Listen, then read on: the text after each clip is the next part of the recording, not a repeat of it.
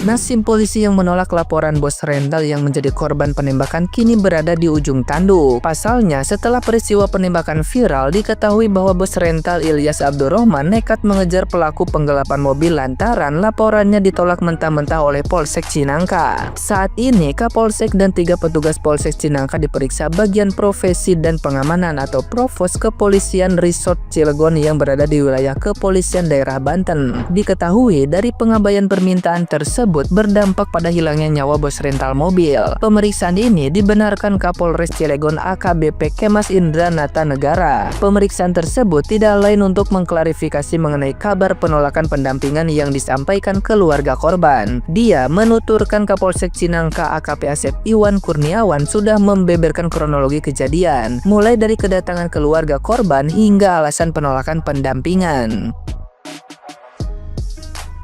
Nah, gimana nih menurut netizen yang terhormat? Silakan berkomentar ya.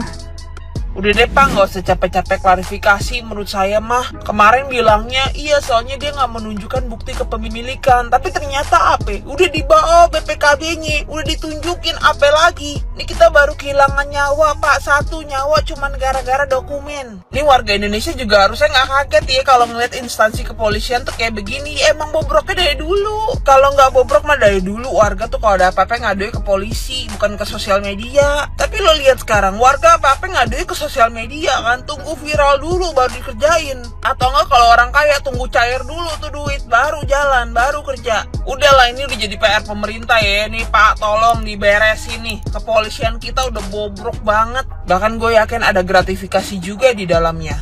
Yuk bebenah yuk, beres yuk. Pengen kali kalau kepolisian Indonesia bisa diandalkan juga seperti di Taiwan dan Korea gitu ya. Polisi tuh bukan untuk ditakutin tapi dihormatin gitu. Padahal lo tahu nggak gaji polisi itu dari mana? Dari rakyat, dari masyarakat. Tapi giliran kerja mesti tetap bayar dulu. Mana pernah polisi ngejar maling? Ya memang mana pernah polisi ngejar maling? Mana ada polisi ngejar maling? Siapa? Siapa polisi ngejar maling? Hah? Di mana polisi ada ngejar maling? Tunjukkan sama aku ada polisi ngejar maling. Nggak ada. Tapi kalau polisi buat konten ada. Untuk dibuat di TV swasta, acara-acara pencitraan ada. Atau polisi pura-pura berdiri di perempatan jalan lalu foto-foto ada. Banyak. Dek, fotokan dek, sebentar dek, fotokan dek, cekrek. Udah dek, sini dek, kirim ke grup WA, udah pergi ngopi. Ada. Banyak. Mana ada. Berapa kali kami melaporkan pembongkaran rumah, pencurian atau penganiayaan, mana ada ditanggapi polisi, datang pun tidak, nampak pun batang hidungnya tidak. Jadi jangan kalian paksakan para buzzer polisi, jangan kalian paksakan masyarakat itu membuat berita berimbang antara polisi dan TNI. Jangan kalian paksakan aku membuat berita tentang kebobrokan TNI kalau tidak kelihatan, kalau tidak ada. Kalian buka di Google, kalian lihat berita online, ya, 70% berita tentang kebobrokan Polri. Masalah kasus penembakan bos rental mobil yang dilakukan oleh TNI Angkatan Laut sudah ditangkap. Ya kan, nggak perlu viral, mereka langsung menangkap. Nggak perlu mereka membuat pernyataan itu oknum bla bla bla bla, tersangka begini, pelakunya, korbannya melawan. Nggak perlu mereka membuat skenario membela diri dulu, baru setelah viral dan ketahuan baru mereka minta maaf. Berbeda dengan polisi, sangat berbeda. Makanya masyarakat sakit hati.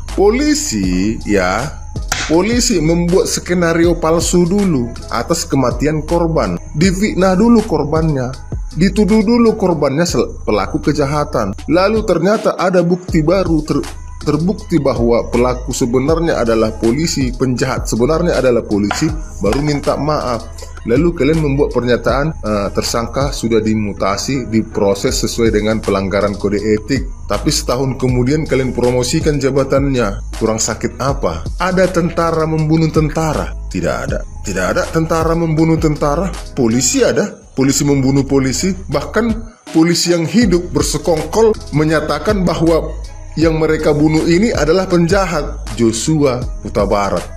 Itulah contohnya kebiadaban kalian. Maaf untuk polisi-polisi yang baik. Masih ada polisi yang baik. Minta maaf aku.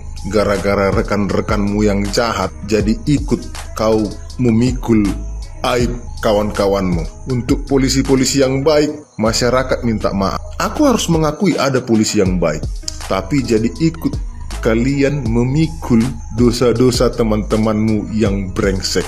Itulah. Jadi polisi-polisi yang baik, sehatlah kalian semua, keluargamu sehat. Percayalah, uang halal yang kau kasih kepada anak istrimu, anakmu nanti pasti sukses. Percayalah.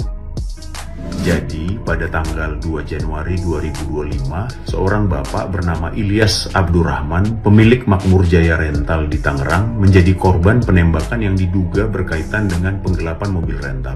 Berita ini bermula ketika seorang penyewa bernama Ajat Supriyatna menyewa mobil Brio dari tanggal 31 Desember 2024 hingga 2 Januari 2025 untuk menjemput mertuanya di Sukabumi. Namun, pada hari kedua masa sewa, Ilyas mencurigai adanya tindakan yang tidak beres ketika GPS tracker yang dipasang pada mobil tersebut dicabut oleh penyewa. Aneh bukan? Karena memang si korban ini sudah meletakkan GPS, ada 2 di mobil tersebut. Ketika anak-anak Ilyas mencoba menghubungi penyewa melalui telepon, nomor tersebut tidak aktif. Merasa curiga dan khawatir kendaraannya akan digelapkan, akhirnya Ilyas bersama 2 anaknya serta 4 orang lainnya langsung mencari keberadaan mobil ini berdasarkan titik terakhir GPS. Setelah melakukan pencarian, mereka menemukan mobil rental tersebut berada di daerah Saketi Pandeglang. Namun, anehnya saat ditemukan mobil tersebut, mobil sudah tidak dikemudikan oleh penyewa asli, melainkan oleh 2 orang tak dikenal yang bersenjata api.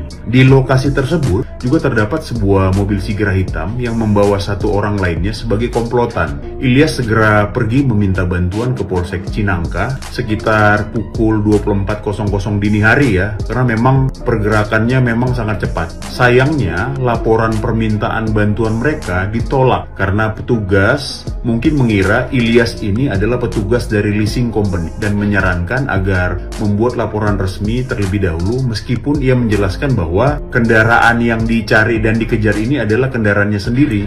Takut mobil tersebut lenyap dan dibawa kabur tanpa mendapatkan bantuan dari polisi, akhirnya Ilyas kembali mengejar para pelaku dengan melibatkan anggota Asosiasi Rental Mobil Indonesia di wilayah Banten. Pada pukul 4 subuh di rest area kilometer 45 Tangerang Merak, Ilyas dan tim akhirnya bertemu dan menyergap pelaku penggelapan mobil tersebut. Dan dalam kericuan tersebut, salah satu pelaku menembaki Ilyas dan mengenai dada dari Ilyas, kemudian temannya Ramli terkena tembakan di punggung kanan. Pelaku kemudian melarikan diri dan meninggalkan kendaraan rental dan berpura-pura mengaku menjadi anggota TNI. Akhirnya kabur. Kemudian korban dilarikan ke Rumah Sakit Umum Daerah Balaraja. Namun sayangnya setelah tiba di Rumah Sakit Umum Balaraja, nyawa Ilyas tidak tertolong. Sedangkan temannya Ramli dilarikan ke RCM untuk perawatan lebih lanjut.